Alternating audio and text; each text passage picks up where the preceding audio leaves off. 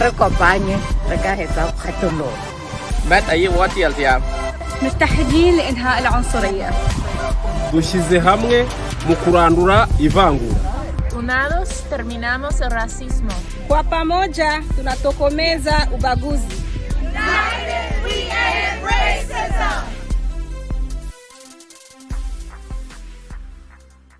Good morning or good evening, depending on when you're joining us. Hi, I'm Karen, and I'm delighted to be your host for this virtual event. Interfaith Works' annual Duck Race to End Racism and their annual Racial Justice Awards. United, we end racism. We'll have the usual duck race fanfare of corporate races, community races, entertainment, youth projects, and prizes. And we also have the benefit of the Racial Justice Award, where we have the opportunity to honor those individuals and organizations that have made a tremendous impact in dismantling prejudice and racial inequality. Well, let's get started with Beth Broadway. She's at Interfaith Works. She wants to welcome you and give you a virtual hug. We'll also hear from our corporate presenting sponsors, Syracuse University and National Grid. And we'll have entertainment by community performers. Here's Beth. I'm here today because I wanted to say welcome to the 20th annual Duck Race to End Racism, which this year we are calling United We End Racism. And it is a combination of both our Racial Justice Awards, where we honor people from our community who have done so many things throughout their lives and are currently working to end racism and to bring about racial equity and racial justice to our community, as well as to celebrate the work that all of us have done here at Interfaith Works and across this community to end racism. This event has been going on for 20 years, both the Racial Justice Awards and the Duck Race to End Racism. And we are welcoming you as part of Interfaith Works and as a part of our community in general, which is anxiously looking for the day when we can really look back and say, racism is now ended, all people have equal access, and the system that has kept racism in place is no longer there. Today you're going to be hearing people from all over the community talking about why they're committed to ending racism, what we've been doing in the community to end racism, and also a celebration of the work that all of us have gone through. And I want to thank you for listening to us today and being a part of a community that is all about ending racism. Thanks for being here.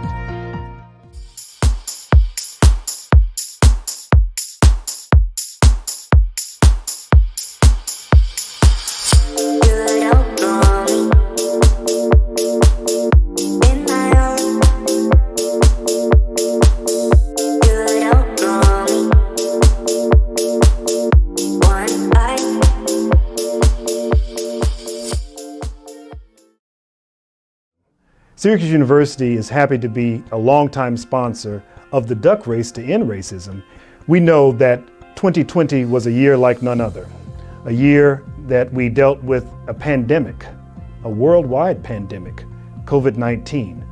We've also had another pandemic, and I refer to it as racial injustice.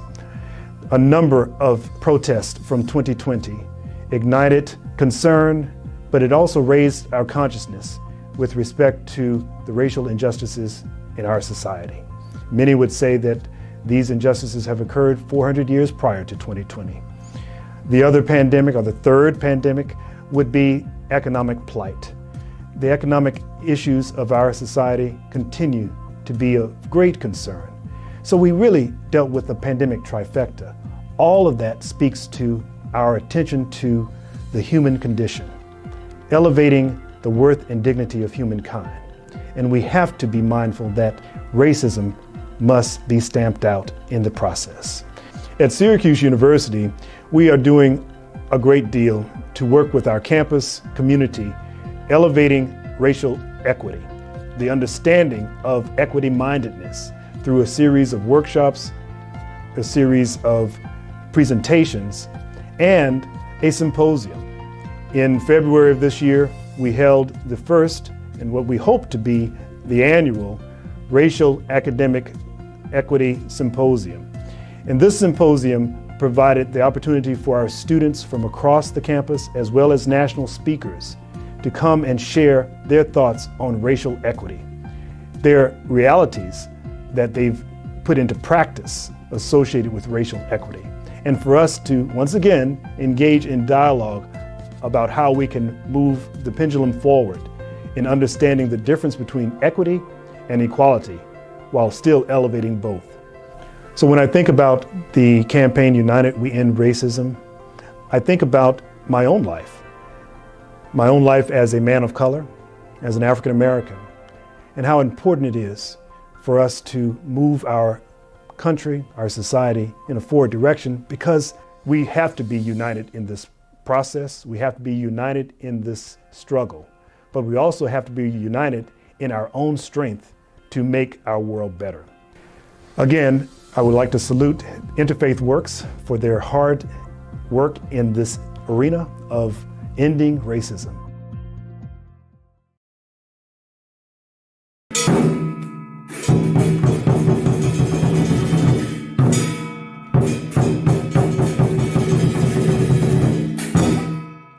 Line dancing is a form of traditional dance in Chinese cultures and many other Asian countries. The dance consists of two people, one who controls the head and one who works the rear end of the lion. They work together to bring the lion to life. Traditional martial arts are a fundamental part in performing. It uses kung fu moves and postures to help with the movements and stances of the lion. Lion dancers imitate the animal's various movements and attitudes while demonstrating martial arts agility. You would think that two people with vigorous energy could bring a lion to life. However, lion dances are performed accompanied by the beating of drums, cymbals, and gongs, which synchronizes to the lion's movements and actions. Along with a vibrant lion, you often see the laughing Buddha in a red robe.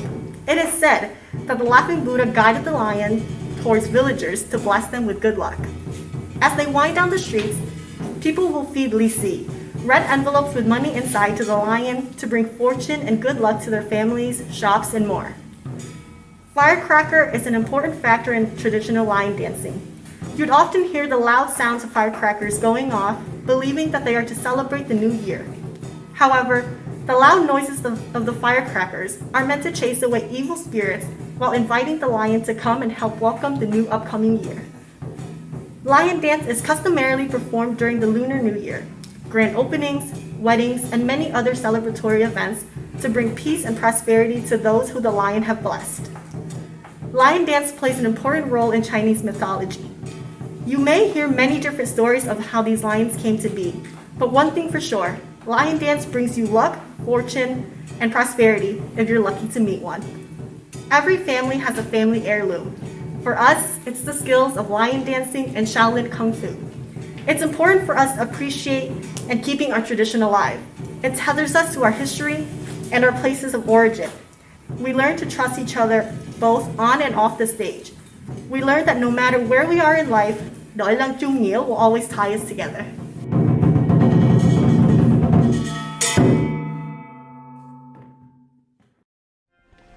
National Grid is once again very honored to be a presenting sponsor of the Duck Race to End Racism in support of the great work of Interfaith Works and the El Hindi Center for Dialogue.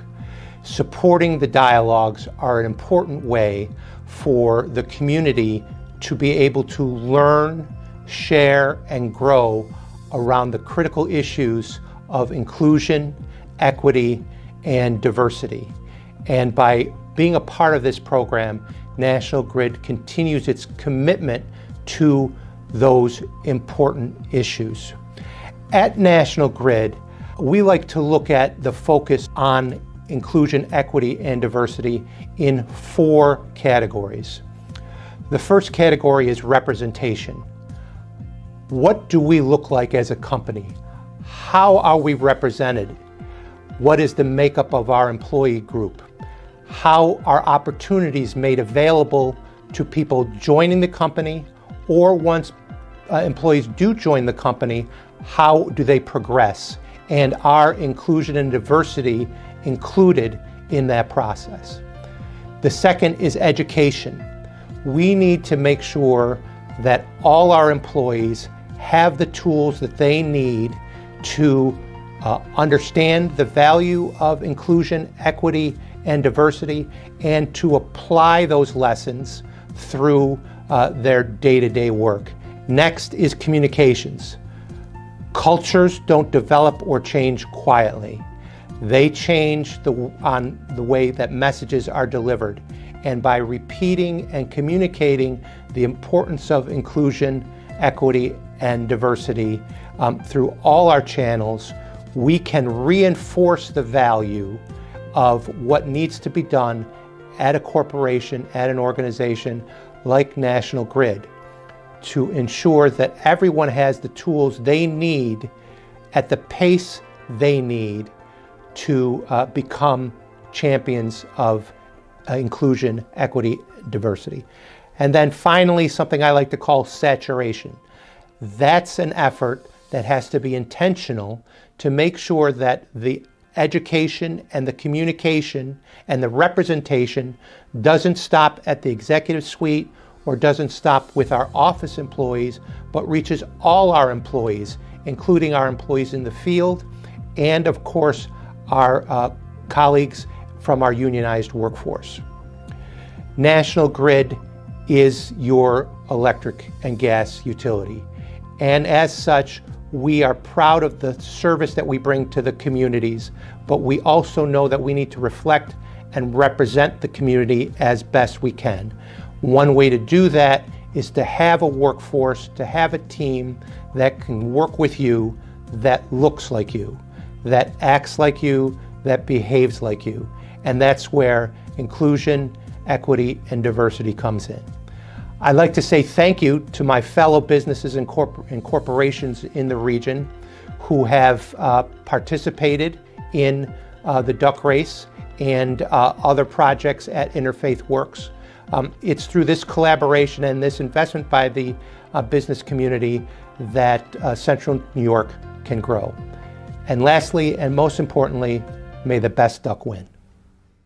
Wonderful performance, thank you. And thank you again to Syracuse University and National Grid. Up next is the corporate sponsored duck race and winners. And we have a special segment. We talk to our community partners and ask them the question, what does United We End Racism mean to you? We'll hear from the mayor, the county exec. We'll have more performances and Racial Justice Award honorees.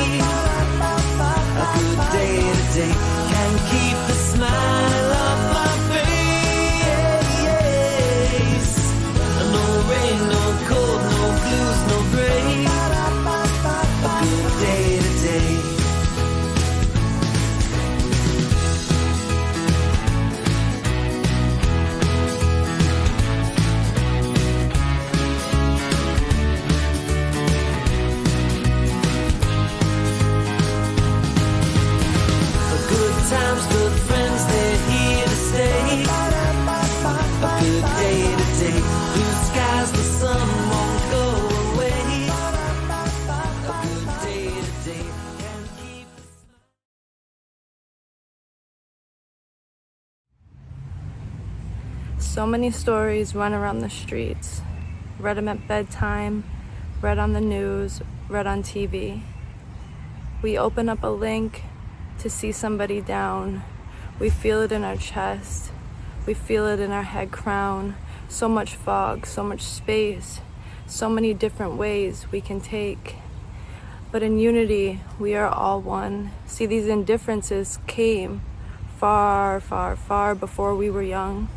They're carried on and recycled, replayed over and over again. And the main screen they're televised is right in our head. But a lot of these indifferences, they simply come from labels. These labels tell stories, but simply they're fables. One energy, one life, one world, coexistence is peace. But a lot of us still find liberty in taking others out in the streets. It's safety that has to be in hand. It's peace that has to have the upper hand. But right and left we can join to be one. It doesn't have to be cloudy when there's trying to be sun. See, the weather, the storms, they exist deep within. And it's only when we search for the reason of kin that we all can come together as one, understand that we were given this life to experience as one. See, I understand how the indifferences can pull, how you have two separate sides, but paying in one toll. We're all searching for different answers, but in all reality, we're all in the same store. But we can't take out of the hands from others and expect more.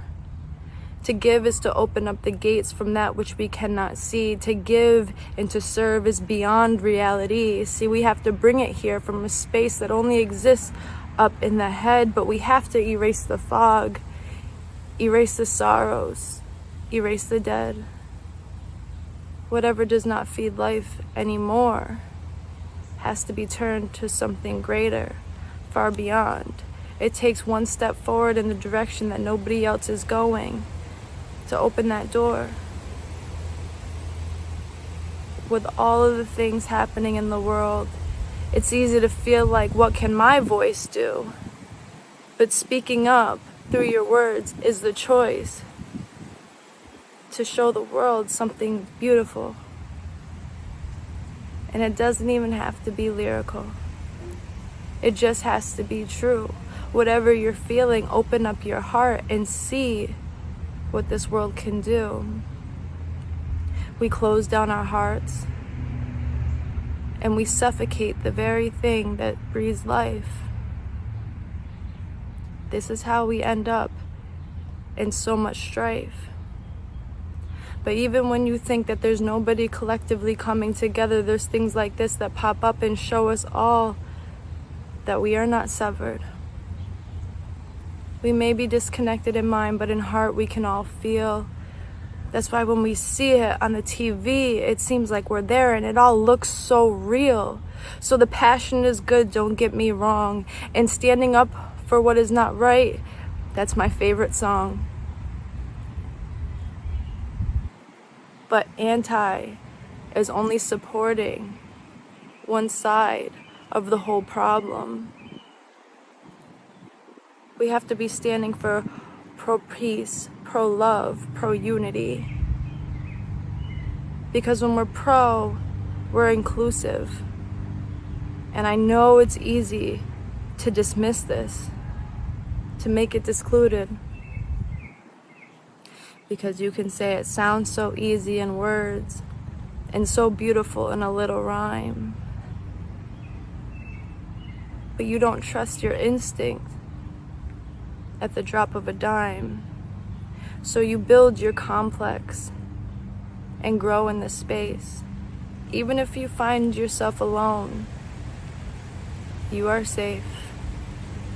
See, because who you are infects everybody else around you. The words you speak, the things that you believe have an echo and touch the lives. And it makes it true. So what are you speaking? What are you preaching? What do you stand for? If you had a little kid standing at your feet, what would you tell them when you open that door? It's in each and every one of us to change. Each and every one of us to come together, to find a common ground. Because yes, we all dance and sing to our own songs. But when we come together, it makes everything total, and understand why a circle is round.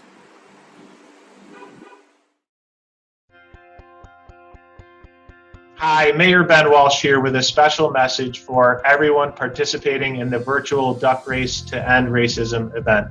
I wish we could all be together, but the importance of this work, whether in person or virtual, has never been more significant. Here at the city, we have a vision for Syracuse to be a growing city that embraces diversity and creates opportunity for all. And in order to be successful in achieving that vision, we need to do everything in our power to end racism in our community. I'm so grateful for the partnership of Interfaith Works and so many others in the community that work with us on this important endeavor.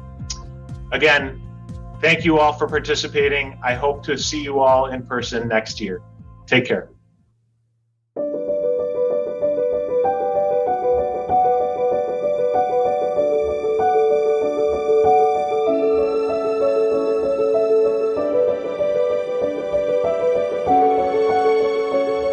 United We End Racism means to me that we're in this together and that we all have a role to play. Really, the United part jumps out at me. Point out racism when we see it, even if that's within ourselves. Being a part of a movement, a collective collaboration. We are called upon to self-reflect on our own words and actions. That means when you see something, speak up. That means it starts at home. The place that I then have to start is what work I need to do on myself as someone who is committed to anti-racism and committed to dismantling white supremacy. Having the right conversations and collaborations and the table by which we can begin to address some of the systemic barriers that have created this oppression. Our policies and attitudes perpetuate racist systems that disproportionately and negatively impact communities of color. Without us being united and being willing to have uncomfortable conversations and kind of speak truth around the issues, we won't end racism. The work doesn't belong to any one person or any one group. We can't do it by ourselves. We need people from all different walks of life. And not just offer financial support, but moral support and physical volunteer support. To make sure that we are all doing our best to provide the equity that people deserve. We have to address the systemic issues. Why is it that certain zip codes have the highest rate of poverty and are the most hungry communities in Onondaga County? If we continue to be silent while other people are marginalized, while other people are not being treated equally, then we're going to continue to be divided. And so as a white person, for me, that really means having to be honest about and continually look at the privileges, the powers that I am given as a member of dominant culture. We have started a social justice discussion group. And we're looking really to eliminate race-based discrimination. We are partnering alongside several other churches and organizations that are already on the ground doing the work. We help and serve everyone, no matter how and where they come from. We believe that by having volunteers that represent the communities, we can create better access and trust within the community for people to receive our services. We've participated and helped youth participate in protests and rallies and marches. And by exposing them to different people and different ethnicities and backgrounds, they understand the importance of diversity. I think it's very dangerous when you are secluded without diversity, and sometimes you get comfortable in that space. Part of my work as an individual, and again as a white person, is to be working to bring other people into that conversation. Spend a lot of time not only learning about U.S. and world history, but integrating that into what we've achieved and what we haven't achieved. We must come together to engage in the lifelong work of redefining and challenging our practices that are rooted in white supremacy. It's important to begin to have the dialogue with people who are not only affected, but people who can also affect change. And it was really awesome to partner with the Center of Dialogue and to hear some perspectives from refugees and people that had just started living in our country. I think it's important that we continue to support Interfaith Works, knowing that they are one of those organizations that are constantly working to end racism in whatever form it may take. That's the work that we have to do, and it is work, and it's not easy work, and it's not comfortable work, but it's work that we have to do as a community collectively to make things happen. I think it takes all of us, it doesn't matter if the person is black or white. We have found that we have more allies than we ever thought before. We started to begin to use our staff meetings as places of introspection. It's not always easy, but finding ways to help other people who don't understand. Build bridges with other organizations in the community and support them on their journey to dismantle white supremacy. Building all of our understanding together around what it means, what racism means, and how it operates in aging services. Our board has begun working with staff to hold us accountable to learn more, reflect often, and carry out our principle of ensuring we represent the communities we serve. It's not just united we stand, it's united we act. This is the year that we don't let the news die off. Embrace it, embody it, learn from it, and make sure that history does not repeat itself.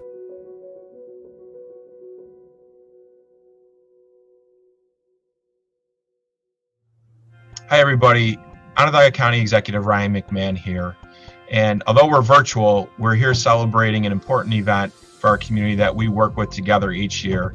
I want to congratulate our friends at Interfaith Works for continuing this virtual duck race to talk about a really important subject, addressing racism in our community. Our diversity as a community makes us stronger. It makes us interesting. It brings together communities from all over the world here in Central New York. It helps our economy, it helps our people. And as a community, we've been through a lot for the last 16 months. And I think what we've learned is when we work together on complex issues like a pandemic, we can work on complex issues like systems and systemic racism. So I look forward to being part of the solution, and I encourage everybody to continue the dialogue. Thank you. Bam, bam, bam, bam, bam, bam. 1, 2, 3. Hey, 1, 2, 3. Hey. The dance itself, just the dance in general, is it definitely brings people together.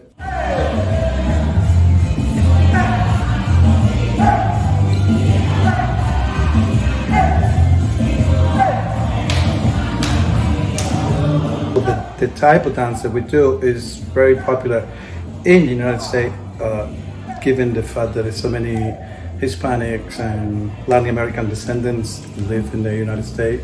It's a very specific dance that it's done in Cuba during Carnival time, and it's like people rehearsal a different dance for that specific conga dance. It's called conga line or comparsa, and they have different group and they rehearsal, and then they dance on the street. Many different group dance on the street, right behind, in front of the drumming. So there's a drumming going on, and then there's a bunch of dancers in front. So, and then it's many groups doing it at the same time. And then some people join, on the street joins, and it's like a festival of dancing. It's really fun. You have a little bit, like I say, you have a Chinese trumpet, they call it, because the drumming is African influence. And it's called conga or comparsa, and it's usually done in Carnival, but people do it in parties. Usually it's an event. They end it with a comparsa, so it brings everybody together.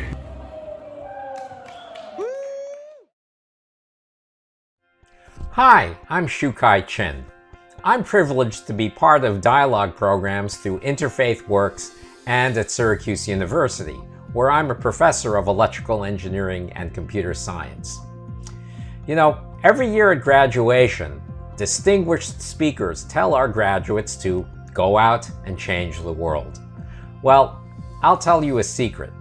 You don't need a diploma or a fancy degree to change the world. All you need to do is engage in a dialogue. Now, how is this world changing and why does it matter?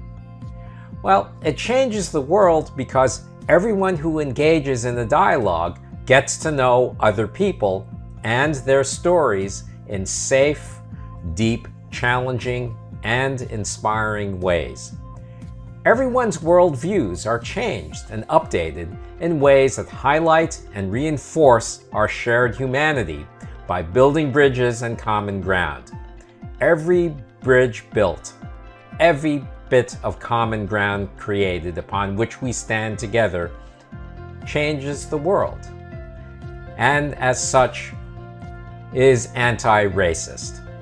That's why dialogue matters, and that's why dialogue is needed. I've been part of the community-wide dialogue to end racism since the mid-90s, and I'm one of the Inclusive Excellence Facilitators for the College of Engineering and Computer Science at SU. Facilitating a dialogue is hard work, a huge responsibility, and a privilege. As facilitators, we meet people where they are, as individuals and as a group, and we get them to where they need to be.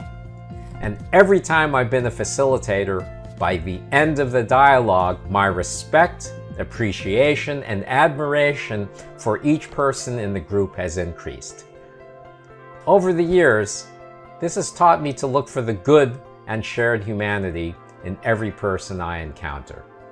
I'd like to think that dialogue and facilitating dialogues has made me a better person. It's an honor to honor our Racial Justice awardees. And we begin by hearing the voices of our youth. Our awardee, participants in the School Exchange Dialogue, Seeds of Peace, and the Classroom Quackers Quilt Project.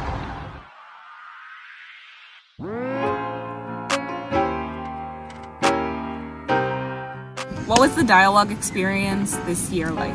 I think for me it was a really nice sort of grounding experience during the week. I know Wednesdays have been like very chaotic all year because we're doing asynchronous and there's sort of like a lot going on virtually this year anyways. So it was sort of nice to have that like an hour and a half, 2 hours every 2.5 hours, however long it was, to just meet with the same group, whether that be bigger group and then smaller dialogue groups like Alexis was in my smaller group. I feel like one thing with dialogue is that you can always like have it no matter what. Like even over Zoom it still kind of feels like sort of the same because it's just a discussion, it's just a conversation.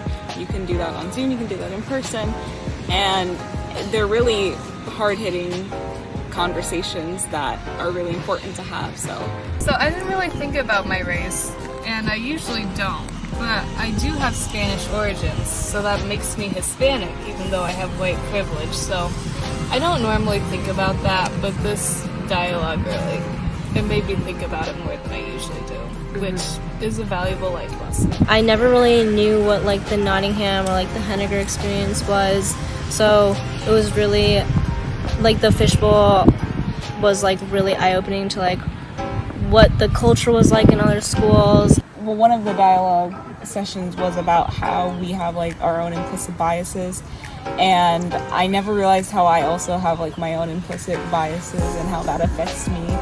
In order to address inequality and institutional racism, we have to talk about it. So we'll start to kind of like look at each issue that we have with like a different, like through the lens of race, which I think is really important because I feel like we don't do that enough. I think it's really important just to take that more like granular person-to-person approach rather than trying just to make it a huge issue rather than a local one. There's many things that need to be addressed before there can be a solution, and there's just so many layers of oppression and hate and discrimination that need to be unraveled before there can be a solution. It's hard, but I think through dialogues like these and getting to know everyone's voice, we can make a change and end racism. Student voice has sort of empowered this experience so that we can move from it not just like a 6-week session, but continue forward. A good reminder for people would be to like start local and like focus on like the community that you live in first, because you know it is sort of like a ripple effect. Once you like start to focus on your own community, like other people might be inspired by that, and it's like that's what like United Against Racism is.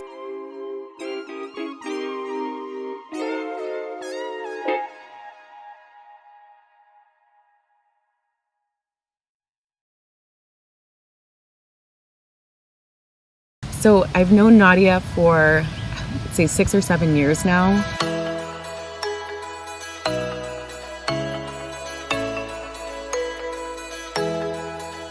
And so when I learned that she staged a walkout, or she organized a walkout in her school, I can't even say that I was surprised. I think that through these last 6 years, I mean, the experiences that you've had and the person that you are really prepared you for something like this. She's an outgoing student. She is a senior, and she saw something that didn't sit right with her. She saw something that could be changed. She saw something that could be improved for the better of future students that didn't benefit herself, and she chose to take action on it. And I think that's what matters most, that she is leaving behind a legacy at West Genesee that's going to make our school more inclusive and more accepting to all students, and I think that's what's most important. Seeing the pictures of the George Floyd challenge like going around my school kind of made me realize that something needed to be done. When I first saw the pictures, I was just really upset because it wasn't right. And so a group of friends and we came together and we led a walkout. Personally, I put myself in the shoes of the freshmen that had to go and be in class with these students. I would have been extremely uncomfortable, and I know my freshman self wouldn't have been able to do what I did. And so I know that me being the really loud and like crazy person that I am, I still wouldn't have been able to speak up against something that was so obviously wrong. And so I did it so that they wouldn't have to, and so that the younger students of color wouldn't even have to face problems like this, because it would be talked about. And I know that what I'm doing isn't going to end all racism, but I know that it'll be handled properly going forward, and that students will really think twice before doing something like this, because they'll be educated on the topic. Nadia, we at Interfaith Works are very proud and very honored to present the 2021 Racial Justice Youth Award to you for your action this year at creating awareness, not only among your school district and your student body, but to all of Central New York. We all paid attention. We're all watching what happens. We are all participating. Many other school districts will make changes, and when we listen, we will learn. And I think that's the way change is made. So congratulations. Thank you for receiving this award. Thank you.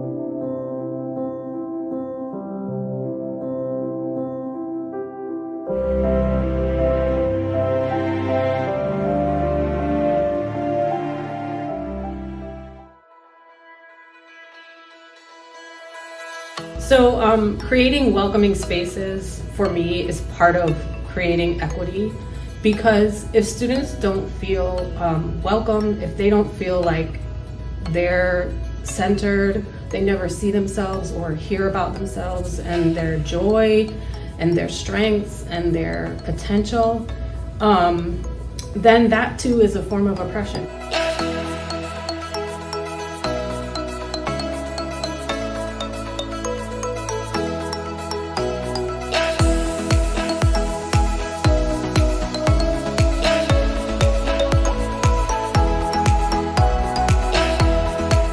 I nominated Diana Perez for this award because of her teacher leadership here at ITC. She brings racism and discussions about racism and just inclusion of all ethnic groups and racial groups into her everyday classwork. She has helped a few of our students earn their New York State Seal of Biliteracy awards for the last 3 years. Diana has been facilitating our community-wide dialogue along with ITC, and we partner up with Tully and Baldwinsville High School the last few years. So Diana has been an integral part of facilitating that. Ms. Perez is an incredible Spanish teacher. It's not just a Spanish class, it's also a place where we can talk about issues and like race and like the government and how we feel about that as the next generation coming up.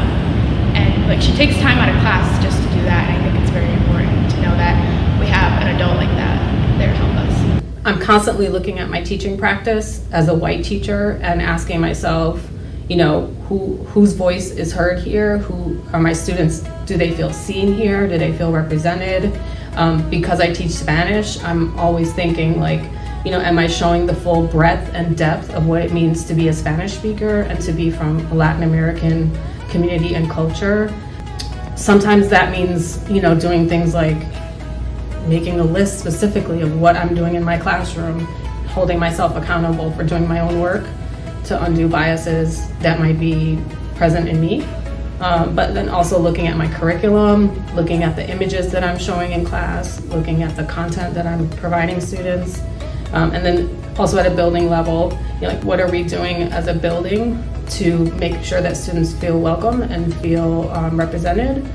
And what are we doing to look at systems of oppression that might be showing up in our school, in our classrooms, and undoing things that need to be undone?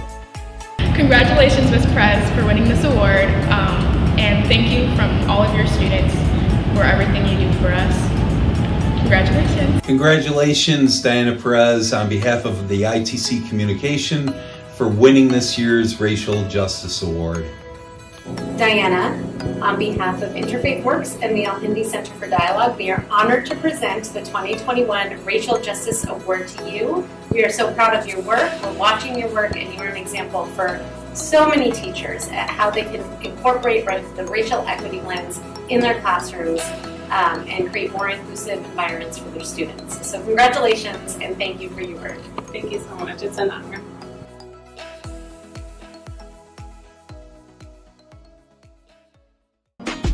Hi, I'm Andrea Jacobs, the Dialogue Coordinator here at Interfaith Works, who works with so many students from many, many different schools in Central New York to have courageous conversations on race. Throughout this video, you have seen Quackers the Duck, our duck race mascot, who always reminds us to not duck racism. Not ducking racism looks like this. Sometimes it just begins with talking about our identity and our experiences. Many different classroom teachers participated this year in the Quackers Quilt Project, which was a classroom project designed to get students talking about themselves and doing some self-reflecting. They had discussion questions such as, what is diversity and what is community? Then they had journaling prompts such as, I matter because, I can make a difference because. The students then used all of their thoughts to decorate squares that they put together as a quilt to represent their classroom diversity. We thank all the classroom teachers who opened up space, safe space in their classrooms to have a courageous conversation on race and identity. One teacher shared an email with us, which we would like to share with you today. We completed the Quackers Quilt Project with our third grade class. The activity went extremely well. Before beginning the project, I read the book I Am Enough by Grace Byers. We used the project discussion questions to have classroom dialogue about diversity, personal and social identities, and community. We spoke about race and racism. The students used the journaling prompts to reflect on our discussion. I could tell that the students put serious thought into the reflection based on their responses. Even while the students illustrated their squares, they were really thinking deeply. 2 students even wrote, I am enough on their squares, as well as highlighting other parts of their identities. I typed up an excerpt of the book, I Am Enough, and have been displaying and reading it daily to the class. It reads, I'm not meant to be like you. You are not meant to be like me. Sometimes we'll get along and sometimes we will disagree. I know that we don't look the same, our skin, our eyes, our hair, our frame, but that does not dictate our worth. We both have places here on earth. And in the end, we are right here to live a life of love, not fear, to help each other when it's tough, to say together, I am enough.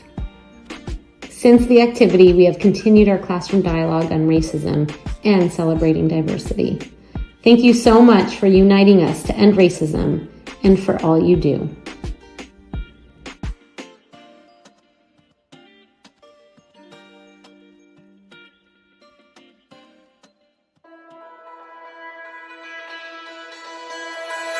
So often I still see that there's a stigma around the word black and centering blackness and black people. And I wanted to really make sure that I was amplifying, uplifting, and centering the community in a way that was joyous and was vibrant and robust and nuanced. And so I really wanted to make a point of bringing attention to that there's a community that still is grappling with navigating these negative stereotypes, and to really kind of recenter a community and ask people to engage us in a more nuanced way.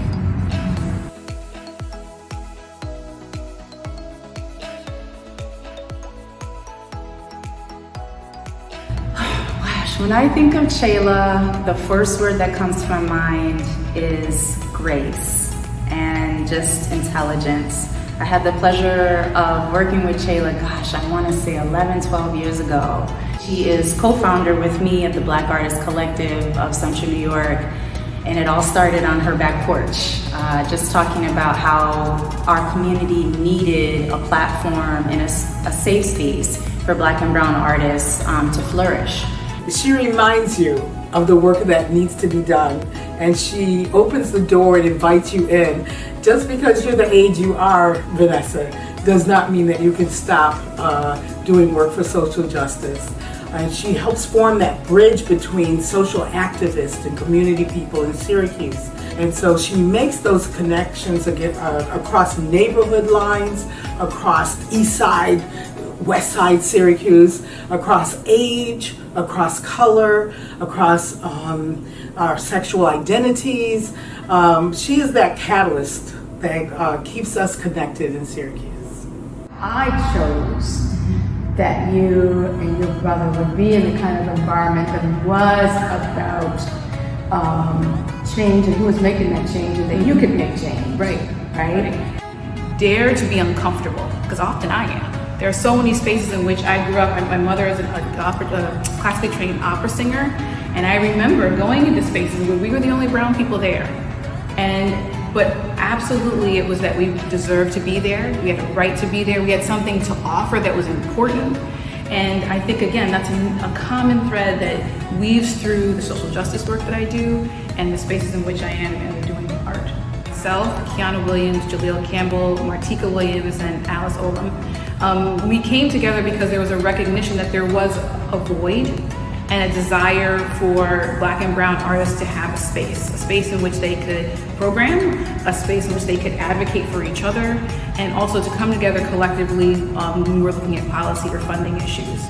Also, a part of that is the Black Leadership Coalition, and that is a cohort of people who came together and, again, recognized that there was an absence of participation with the Black and Brown community in terms of politics. I can remember in particular an incident of going to Syracuse Stage, and there was a moment in which all of us laughed. And I even now I get goosebumps because I understood then that there was something universal and important about art that I feel like offers an opportunity to have some really challenging conversations. And so, as much as I'm getting this award, I'm also really pleased to have my mom here and to really think about all the people who poured into me, how important these different aspects of social justice and art are. Well, Chayla, we are very honored to be presenting the 2021 Catalyst Racial Justice Award for your change making in Syracuse. We are so glad that you're part of the community, our community. We're watching you, we support you, we will attend all of the things that you do. Overall, we are proud to have you here, and we are honored to give you this award, and we hope that you accept. I do, thank you so much. It's amazing.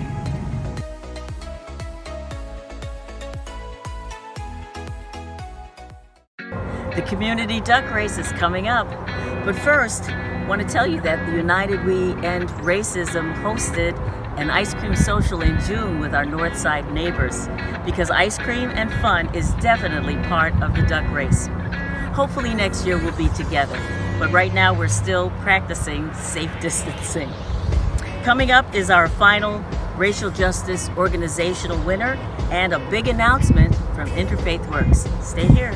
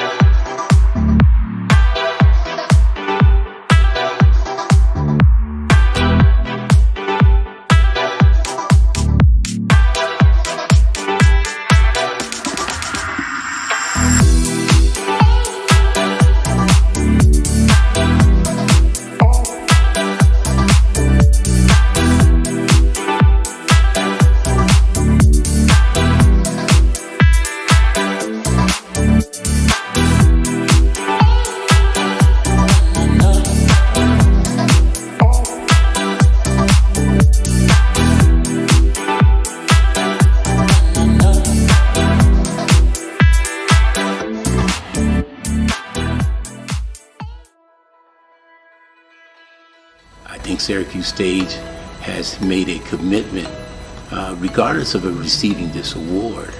I think that it's just part of their DNA. They just believe in the diversity and inclusion of all in terms of taking and participating in the arts. One of our greatest collaborations is 100 Conversations for Change, in which Syracuse Stage willingly and voluntarily joined our organization and having some difficult conversations around race, inclusion, and equity. Our accessibility programming has really helped bring a broader audience into the theater. And American Sign Language, we have programs, we have open caption programs, we have audio description programs, we have relaxed sensory friendly programming, audio enhancement programming, and we have really been trying to improve our wheelchair seating and accessibility. Because I was lucky enough or blessed enough to be introduced to theater at an early age, I've made a commitment to do the same, right? And Syracuse Stage has made the commitment to do the same.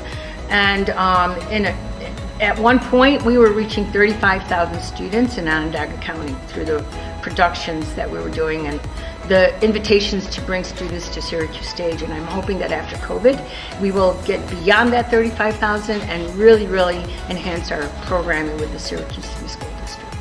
It's a priority that around the board table we think about who is at the table, how we want to talk not only to each other, but to engage with the community and to make our anti-racism work a priority on our agenda at all times.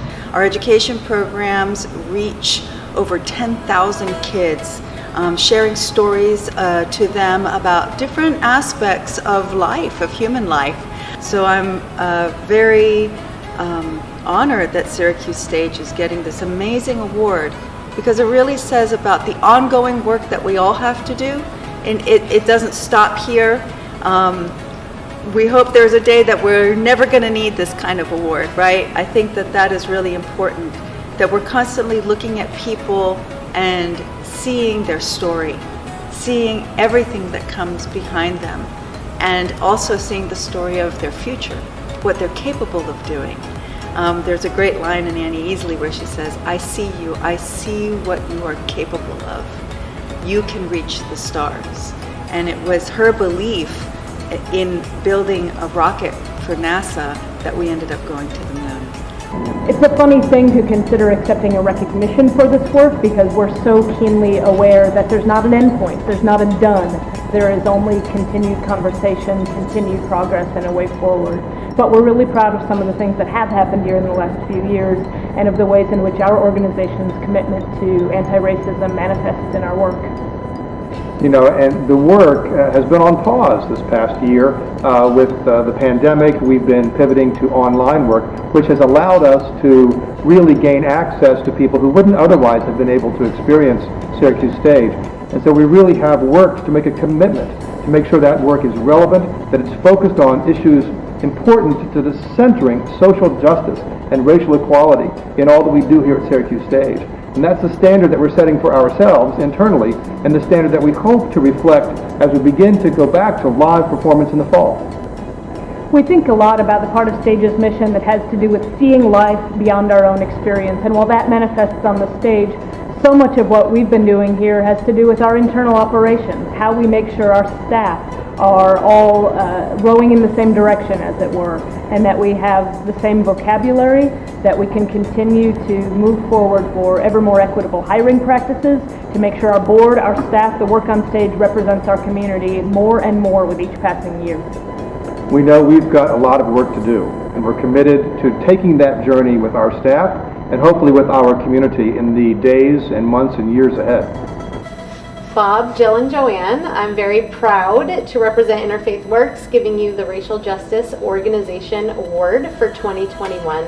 To you, to the board, to the staff, and to all the artists involved, you are an integral part of our community, and we are honored to present this to you this year. Thank you so much. It's an honor to receive this award from Interfaith Works, and on behalf of everybody associated with Syracuse Stage, we're grateful for everything you all do for our community, and we accept this award on behalf of everybody associated with Syracuse Stage. Thank you. Hi, I'm Beth Broadway, President and CEO of Interfaith Works, and I want to thank you for our honorees, the work that you have done for our community, and congratulations on receiving this very, very important award. We have an announcement to make today. We're making some big changes here at Interfaith Works, and one of those is that we have hired Colette Matthews-Carter as the new director of our new department, the Ahmed and Elizabeth El Hindi Center for Dialogue and Action. It's a merger of our interfaith initiatives, our action programming to bring about racial justice, as well as all of our dialogue work, which we've been doing for 25 years, to end racism and bring racial healing to our community. I am so excited and just honored, humbled to be able to step into this position. So the Center for Dialogue and Action, it seeks to really promote racial and social equity through dialogue to action. And the action is the piece that we have been evolving to over the last several years, and we're hoping that through this new initiative that we'll be able to be more transformational, provide even greater services as we do dialogues at the university levels, at municipalities, through our school districts, and really give people a place that they can now hang their hat and actually do the action and do the work of racial and social justice, and not just the dialogue, which is also important. So quack, quack, quack. And we're very happy to have made this announcement to you first time. On behalf of Interfaith Works, we extend our appreciation for being with us. And we thank the many individuals, organizations, sponsors for making this virtual event a reality. We trust that you were entertained, stirred up, and most of all, inspired, because together we are united to end racism. Hi, everybody. Hi, everybody. I'm Ryan Burdick. My name is Violet Burdick. We want to record a song that's named Love Can Build a Bridge. Yep. And thank you very much for having us be part of this year's event. Yeah, really, thank you.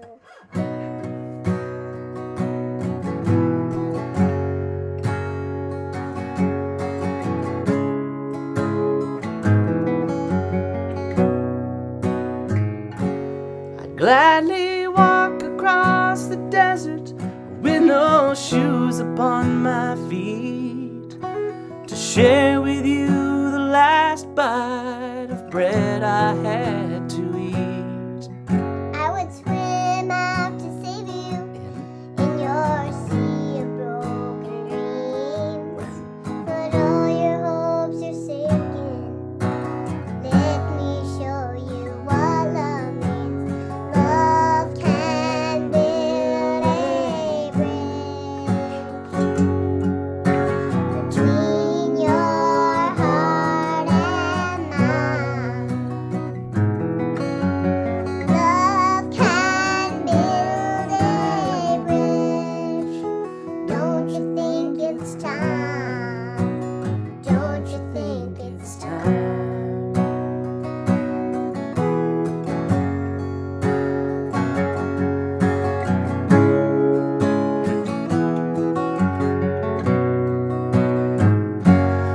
I would whisper love so loudly every heart could understand that love and only love can join the tribes of man.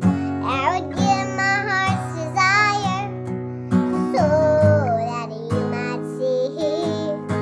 The first step is to realize that it all begins with you and me. Love can build a bridge between your heart and mine. Love can build a bridge. Don't you think it's time? Don't you think it's time? When we stand together, it's our finest hour. We can do anything, Anything, anything. anything. Keep believing in the power. Build a bridge between your Heart and mind. Love can build a bridge. Don't you think it's time? Don't you think it's yes, I do. Love can build a bridge. Oh, love and only love. Heart and Mine. love can build a Love and only love. Don't you think it's time? Don't you think it's time? Yes, I do. Yes, I do.